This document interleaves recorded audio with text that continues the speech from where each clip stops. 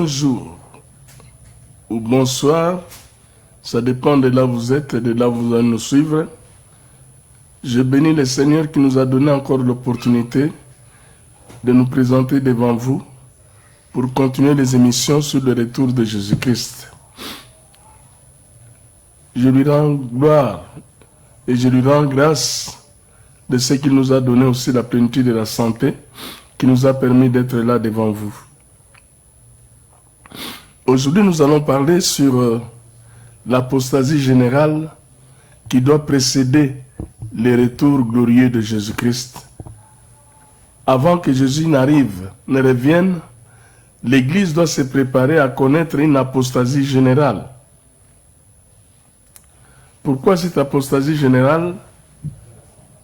L'apostasie générale sera comme un tamis. Un tamis que le Seigneur va mettre pour trier ceux qui doivent être enlevés et ceux qui doivent rester pour subir la grande tribulation. L'Église est pleine de gens de toutes sortes, des gens de toutes catégories. Mais est-ce que tous seront enlevés? Je ne pense pas. C'est pourquoi le Seigneur va permettre l'apostasie pour éliminer ceux qui n'ont pas droit d'être enlevés. Le Seigneur va donc trier les gens parmi ceux qui doivent être enlevés et ceux qui ne seront pas enlevés. Nous allons lire cela dans 2 Thessaloniciens 2, versets 3 à 4. Que personne ne vous séduise d'aucune manière, car il faut que l'apostasie soit arrivée auparavant, et qu'on ait vu paraître l'homme du péché, le fils de la perdition, l'adversaire qui s'élève au-dessus de tout ce qu'on appelle Dieu, de ce qu'on adore, jusqu'à s'asseoir dans le temple de Dieu, se proclamant lui-même Dieu. Donc l'apostasie va se caractériser par l'apparition de l'impie, de celui qui se proclame Dieu. Quand il va venir, il va drainer beaucoup de gens dans son sillage. Il va amener plusieurs personnes à perdre la foi. Parce que l'apostasie s'attaque à la foi du chrétien. Or la Bible dit, mon juste vivra par la foi. S'il perd sa foi, je n'ai plus confiance en lui. Or, si vous perdez la foi, vous n'êtes plus éligible dans les choses de Dieu. C'est par la foi que vous êtes connecté à Dieu. C'est par la foi que vous reconnaissez Dieu comme votre Seigneur. C'est par la foi que vous êtes donné à Dieu. Et si vous perdez la foi, vous n'avez plus droit maintenant de revendiquer Dieu dans n'importe quel domaine. L'apostasie, je disais, se caractérise par l'apparition de celui qui se proclame Dieu. Il va drainer plusieurs derrière lui. Et ces derniers vont perdre la foi. L'ennemi s'attaquera à ce qui est nécessaire dans la vie chrétienne de l'homme. Il vient pour combattre la foi sans laquelle nul ne peut être agréable à Dieu. Hébreux 11, verset 6. Or, sans la foi, il est impossible de lui être agréable, car il faut que celui qui s'approche de Dieu croie que Dieu existe et qu'il est le rémunérateur de ceux qui le cherchent. Voilà pourquoi l'ennemi va s'attaquer à la foi. Parce que c'est par la foi que l'homme se connecte à Dieu. C'est par la foi que l'homme réalise que Dieu existe. C'est par la foi que l'homme prie Dieu. Sans la foi, il n'y a pas de prière. Et l'ennemi va s'attaquer à la foi pour faire perdre à l'homme sa connexion avec Dieu. La Bible dit, sans la foi, il est impossible d'être agréable à Dieu. Car c'est par la foi que les chrétiens se connectent à Dieu. C'est par la foi que ses prières sont exaucées. C'est par la foi qu'ils croient même que Dieu existe et qu'il est le rémunérateur de ceux qui le cherchent. Cela va se manifester par l'apparition de faux prophètes et de faux docteurs qui enseigneront des enseignements qui font plaisir à l'oreille de l'homme et qui attireront des foules innombrables vers la perdition. 2 Pierre 2, verset 1. Il y a eu parmi les peuples de faux prophètes, et il y aura de même parmi vous des faux docteurs, qui introduiront des sectes pernicieuses, et qui, régnant les maîtres qui les a rachetés, attireront sur eux une ruine soudaine. Voilà ce qui va arriver. Tous ceux qui reçoivent Jésus-Christ comme Seigneur et Sauveur seront éprouvés à ce moment-là. Et par qui? Par des faux prophètes et des faux docteurs. Ils seront nombreux sur le terrain comme ils le sont déjà aujourd'hui. Il y a déjà beaucoup de faux prophètes, il y a beaucoup déjà de faux docteurs sur le terrain qui enseignent des choses qui plaisent à l'oreille, des choses agréables à l'oreille, mais des choses qui n'ont rien à voir avec la foi. Et les gens maintenant vont avoir la démangeaison d'écouter ces choses-là agréables. Et ils vont chercher seulement à aller entendre ces faux prophètes-là qui vont condamner leur foi, qui vont les dévier de la vocation céleste. L'esprit de séduction montera en puissance parmi la population, ce qui refroidira la foi de plusieurs. Il n'y aura plus de partage, plus d'assistance sociale, plus d'entraide mutuelle, et ça sera vraiment le désordre social. Nous reviendrons à l'expression « chacun pour soi, Dieu pour tous ». Matthieu 24, versets 12 à 13. Et parce que l'iniquité se sera accrue, l'amour du plus grand nombre se refroidira. Mais celui qui persévérera jusqu'à la fin sera sauvé. Ah, c'est là où l'homme doit se tenir. La persévérance, quand vous croyez au Seigneur Jésus-Christ, vous ne croyez pas en lui pour 2 jours. Vous ne croyez pas en lui pour 3 jours. Vous ne croyez pas en lui pour 1 année ou pour 2 ans. Mais il faut persévérer jusqu'à ce qu'il revienne. Il faut demeurer dans la foi jusqu'à ce qu'il revienne. Et pour éviter de trébucher dans la foi, il faut éviter de prêter l'oreille à n'importe quelle audition, à n'importe quel enseignement. Parce qu'aujourd'hui, sur le terrain, il y a des gens qui vous enseignent n'importe quoi. Et ça vous donne des démangeaisons de continuer à les écouter. Parce qu'ils parlent très bien, ces gens-là. Ils attirent vraiment des foules. Ce sont des gens qui ont le don de parler. Parce que le diable les a affûtés pour cela. Le diable les a préparés à faire ce travail de déviation des enfants de Dieu.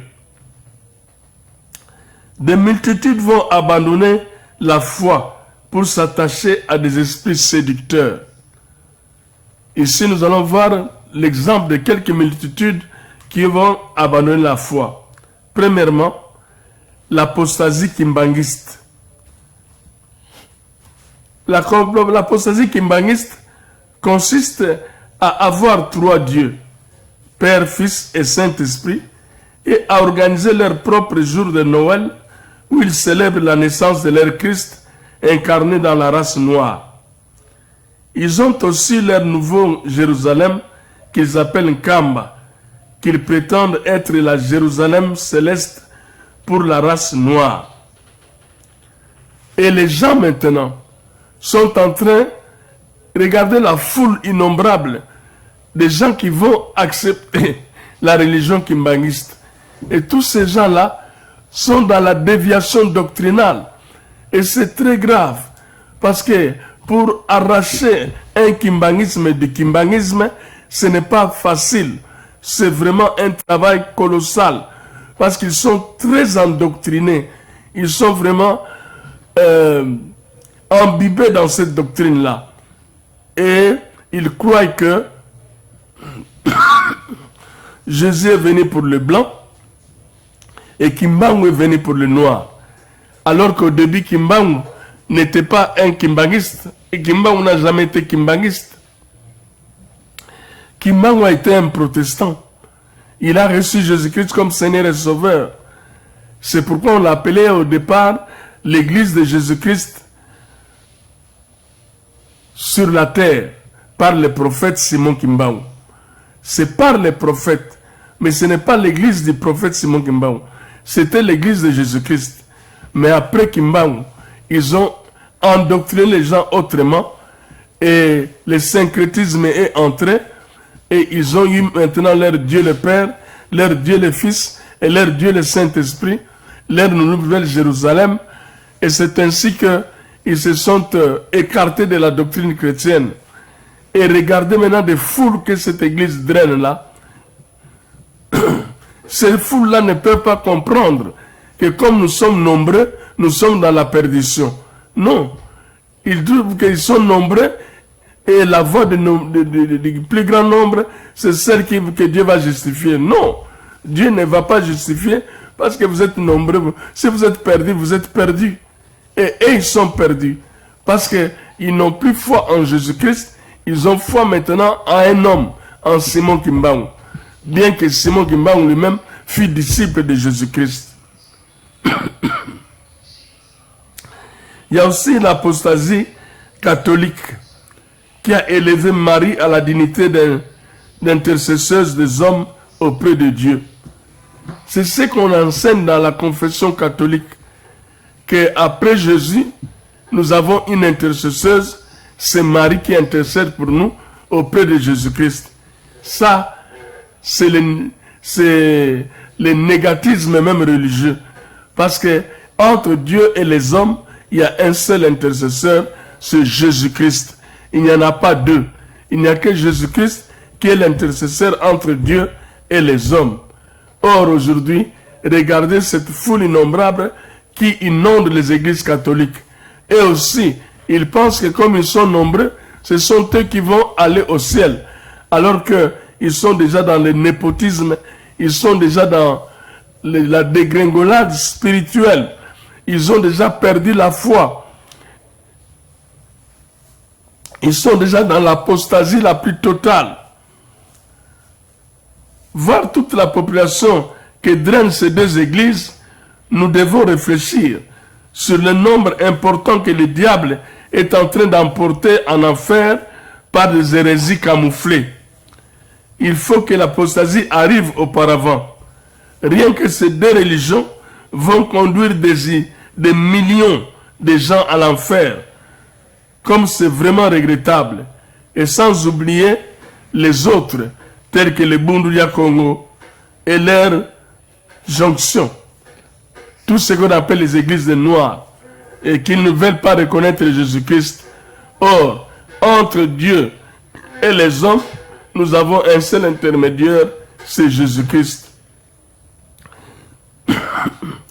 Jésus n'est pas mort seulement pour les Blancs. Jésus est mort pour les Noirs. Il est mort pour les Asiatiques. Il est mort pour les Amérindiens. Il est mort pour les Européens. Il est mort pour les Africains.